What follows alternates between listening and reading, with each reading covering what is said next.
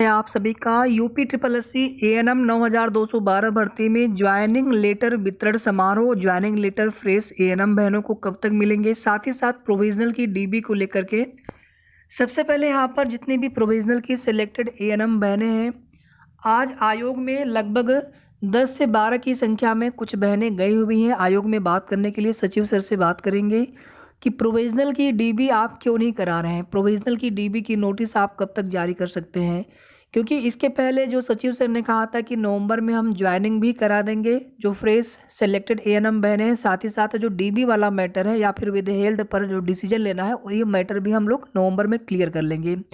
लेकिन एक बार समय समय पर अधिकारियों से मिल करके अपनी बात रखना आवश्यक होता है।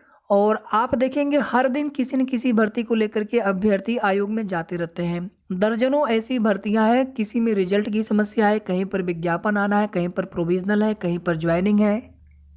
वर्तमान में पीईटी का भी मामला है कि उसमें एक मिनिमम जो है कट ऑफ रखी जाए ताकि सबको मौका मिल सके।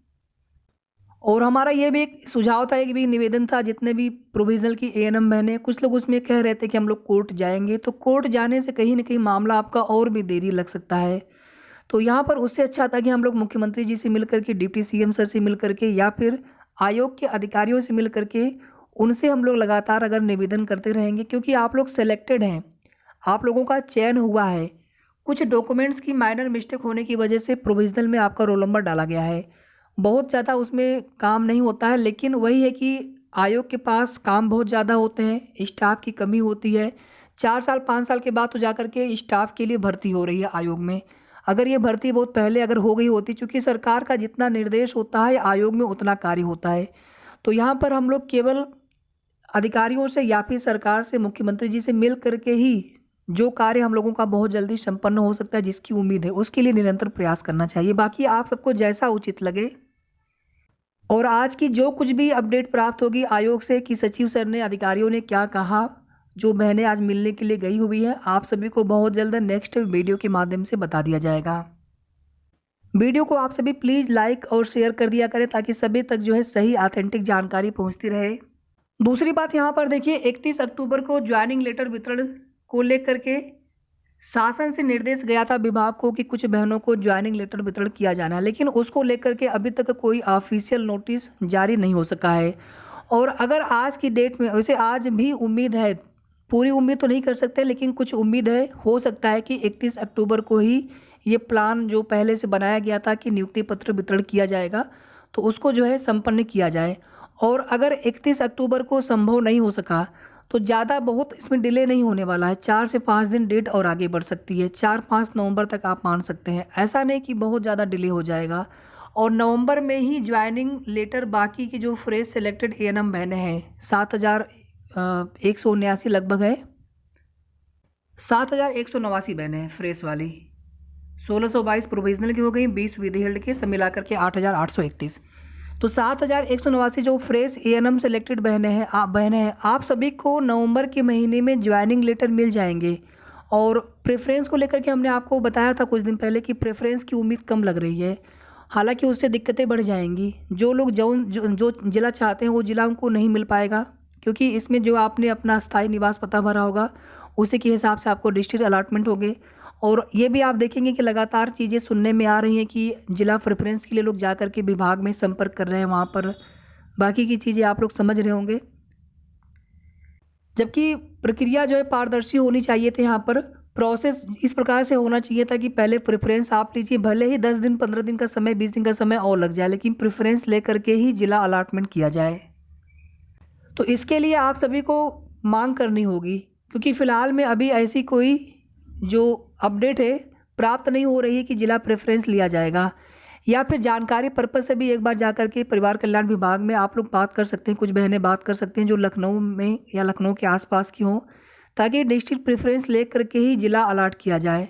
और ऐसे जो है केवल ये बोल देना कि नहीं जिला प्रेफरेंस लिया जाएगा, कोई उसका मतलब नहीं। जो चीज़ें अभी हैं ही नहीं सामने और जिसकी होने की संभावना कम लग रही है, आप देखेंगे जो संविदा वाली भर्ती होती है उसमें ऐसे ही मेरिट के आधार पर जिला अलॉट कर देते हैं, किसी को कोई भी जिला, कहीं का भी जिला दे देते हैं उसमें। फिर आप देखेंगे वहाँ पर लोग जिला अलॉट करवाने के लिए भी उसमें कई तरह की चीज़ें निकल करके आती हैं कि कहीं पर किसी ने पैसे दिए हैं तो कुछ दिए हैं। इस तरह की चीज़ें होनी नहीं चाहिए। पूरी प्रक्रिया जो है पारदर्शी होनी चाहिए। इसके लिए हम लोग माननीय मुख्यमंत्री जी से भी, डिप्टी सीएम सर से भी बात कर सकते हैं कि इसमें जो है प्रेफ़रेंस लिया जाए। सब लोग नहीं चाहते कि हमें हमारा गृह जनपद मिले। हमारे पास 1-2 नहीं, कम से कम सैकड़ों बहनों के फ़ोन आए हुए थे और उनका यही कहना था कि अगर हमें यहाँ पर डिस्ट्रिक्ट प्रेफ़रेंस अगर मिल जाता, या तो जहाँ पर कार्यरत हैं या फिर कहीं कोई और ज़िला होने चाहिए जहाँ पर वो वर्तमान में निवास करते हैं, उत्तर प्रदेश के अंदर ही। तो इस प्रकार से सबकी अपनी-अपनी एक चॉइस होती है। आवश्यक नहीं होता है कि जो हमारा होम डिस्ट्रिक्ट या फिर हमने अस्थायी निवास का पता भरा हो, उसी पते पर ही वर्तमान में हम हों। बहुत सारी बहनें ऐसी भी हैं कि उनका पहले शादी नहीं हुई थी, बाद में वो मैरिड, बाद में शादी उनकी हुई, अब किसी और ज़िले में वो निवास करती हैं। या कुछ बहनें ऐसी भी हैं कि जो दिल्ली के आस-पास की हैं, तो उनको ये रहता है कि हमें जो है वेस्ट यूपी के जो ज़िले नज़दीक में वो मिल जाए। बहुत तरह की सिचुएशन उसमें है। कोई शादीशुदा किसी के हस्बैंड कहीं और पर जॉब करते हैं, तो उनका ये है कि हमें अगर वो ज़िला मिल जाए तो हमें अच्छा रहेगा। तो इसके लिए आप सभी को बात करनी चाहिए। ये हमारा आप सभी को सजेशन है, अनुरोध है। डिस्ट्रिक्ट प्रेफ़रेंस लिया जाना चाहिए। अगर नहीं लेंगे तो फिर जब बाद में ज़िला अलॉट होगा तो उसके बाद फिर कुछ कर नहीं पाएँगे हम लोग।